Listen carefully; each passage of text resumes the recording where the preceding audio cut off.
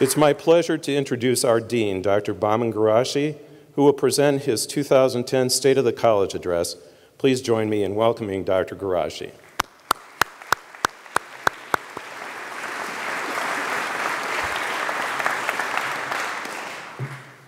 Thank you, Greg.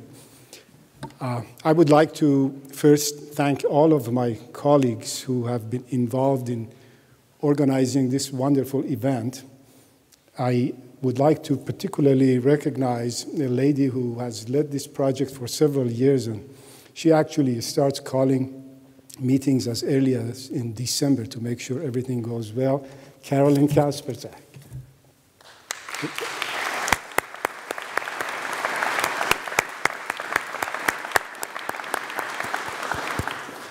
My thanks and appreciation also go to Greg Shue,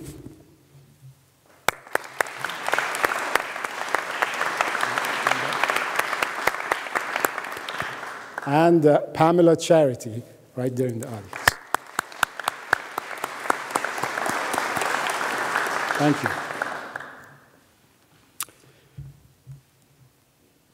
The best way to predict the future is to invent it. I am quoting Alan Kay, the computer pioneer. Let me repeat that. The best way to predict the future is to invent it.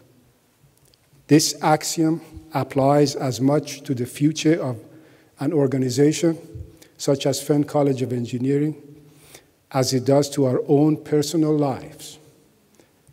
I am told by hearsay that years ago, during a television show, a bar of steel was shown to have a retail price of a few dollars. Then it was shown what could be done with that bar of steel to add value to it. You could make thousands of paper clips with it, the announcer proclaimed, for a total nominal price of no more than a few $100s. Or you could use it to make handcrafted Swiss watches for a few $100,000. The initial substrate is the same. What you carve out of it is up to you. Each one of us is endowed with a beautiful mind. What we do with it is entirely up to us. So before I start to talk about the state of the college, let me stress this point to our students, those seniors who are here participating in the Order of the Engineer induction ceremony this evening.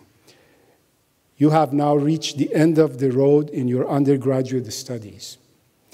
Metaphorically speaking, the substrate of your mind is molded and polished. Now it is up to you to decide what you wish to make out of it. It is up to you to invent your future. I recommend that you make Swiss watches, not paper clips. Now, to use this analogy with respect to the Fenn College of Engineering, I would have to refer to the December of 2006, when enrollment had fallen to perhaps an all-time low. Faculty morale was low, as reported by external reviewers.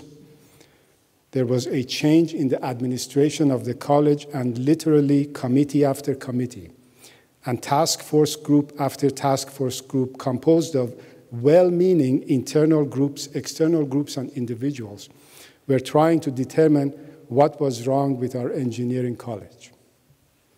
The result was many reports, sometimes with opposing or contradictory recommendations.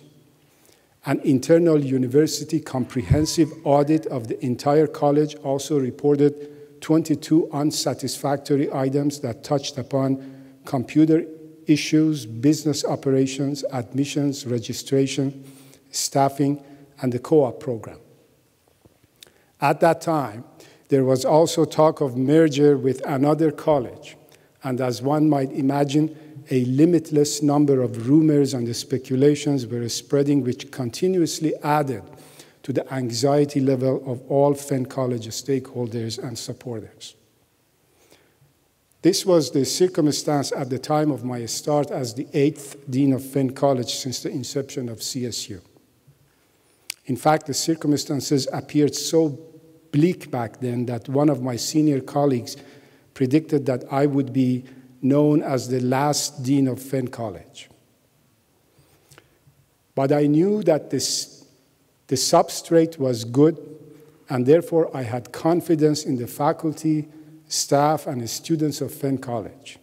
They had the knowledge, the ability, and the willingness to work hard in order to make substantive changes. Were they disappointed because of all the negative publicity and unusual circumstances that had surrounded them? Yes, they were. Were they disheartened that their efforts and contributions were not always fully appreciated? Yes, they were. Did they also recognize that we had some issues that we needed to address and improvements that we needed to make? Yes, I believe they did. So we set the course to predict the future by inventing it. Someone said, a crisis is a terrible thing to waste. The time was right and the iron was hot. Some 40 new programs and initiatives were implemented over a 2-year period. Change was deep-rooted, such as almost the entire administration of the college changed, and change was visible, such as the upgrade of the interiors of the Stilwell Hall. New programs were added, and some programs were suspended or merged with others. We began to change course. But change does not always come easy. Often one pays a price as the organization goes through a transformation. My colleague, Dr. Washington, Dean of Engineering at The Ohio State University, has a passage at the end of his emails by D. Kimbrough that states, quote, "At the counter of success, there are no bargains. A price must always be